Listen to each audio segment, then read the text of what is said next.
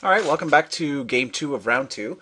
Made a quick sideboarding change. I took out the enemy of the guild pact and brought in an Absolver Thrall. The Absolver Thrall is a 4 mana 2/3 that when it comes into when it enters the battlefield, it destroys an enchantment.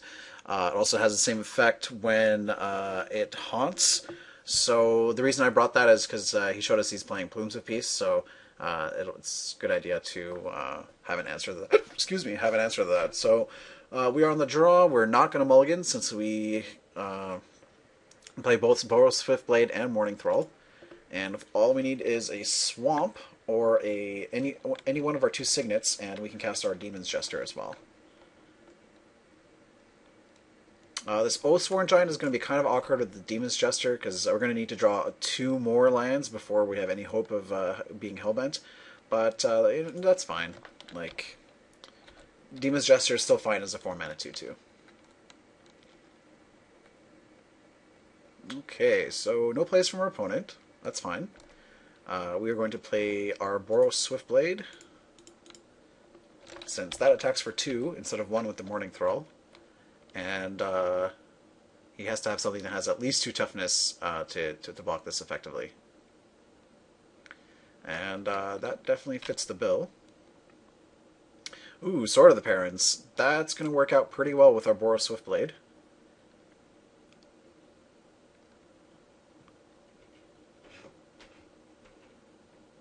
Yeah, that's going to work out quite well.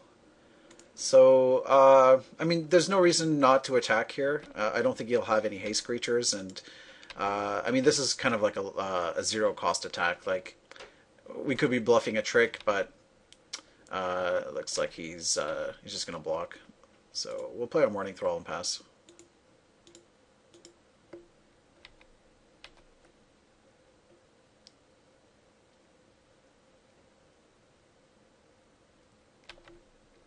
Okay, well, he does not have another land, and doesn't have any blue mana, so Soulsword Jury basically does nothing. So I think we're just going to attack with our Morning Thrall and then play our Sword of the Parents, and then we're going to go to town with Sword of the Parents.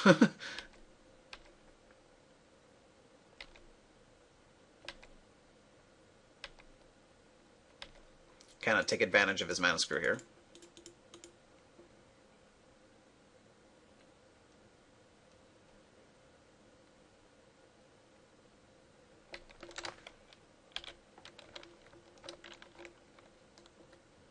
Swamp would be nice, but you know what? It's still fine.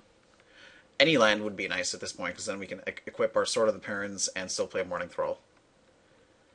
Alright, Minister of Impediments. That's going to be somewhat annoying, but still fine. Alright.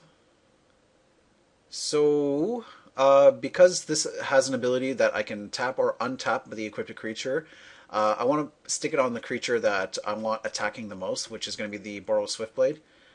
So this is what we're going to be doing is I'm going to equip it to the Swiftblade, and that way if he wants to tap the Boros Swiftblade, he's just going to he's going to have a bad day, let's put it that way. Alright, so let's get in there with both of our creatures. Sword of the Parents does a pretty good job of overrunning here. Alright, he's not blocking, which is not surprising. But he's going to take a boatload of damage here. 9 to be precise. And we'll follow up with a second Morning Thrall. And this is going to be pretty tough for him to beat.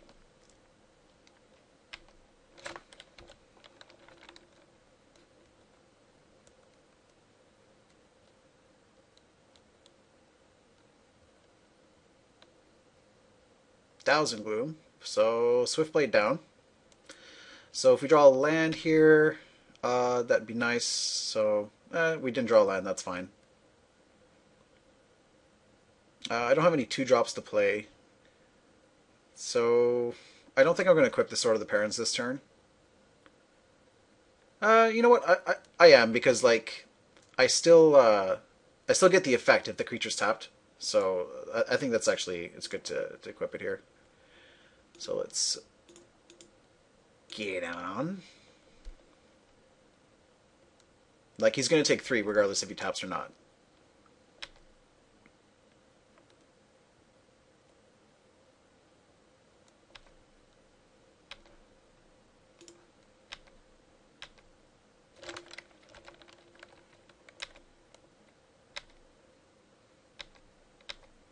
And next turn we can basically counter his Minister of Impediments. Although he can still tap the Morning Thrall, but if he taps the unequipped one, then that frees up our mana to cast our other spells. Like Demon's Jester or Blind Hunter, for instance. Both of which are pretty good against his board. Alright, so, well, we drew a land, which is good.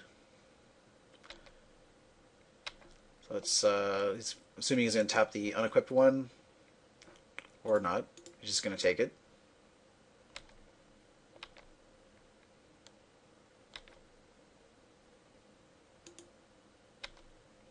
Gaining all the life points.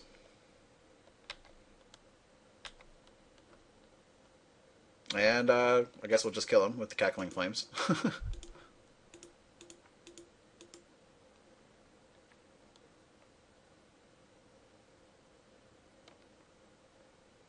Could have done that on his upkeep, but I was pretty confident he had nothing. Alright, so going to another finals.